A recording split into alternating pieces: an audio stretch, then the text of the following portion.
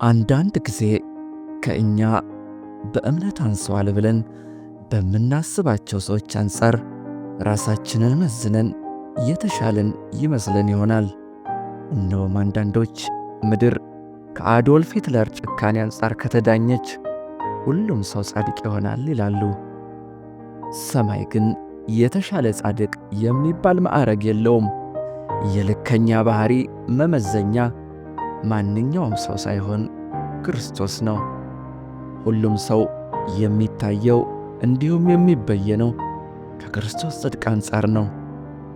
በራሳችን መለኪያ የጻድቃንና የኀጣን ማኅበር አቋቁመን ከእነርሱ ጋር ጽድቃችንን ስናለካካ ከመዋል ይልቅ ያንን ከፍ ያለውን ክርስቶሳዊ ባሕሪ እንወርስ ዘንድ ዘወትር እንትጋ። የባሕሪው ተካፋይ፣ የጽድቁ ተጋሪ፣ የፍጽምናው አካል እንሆን ዘንድ እርሱን ብቻ እንመልከት። ጌታ ይርዳን።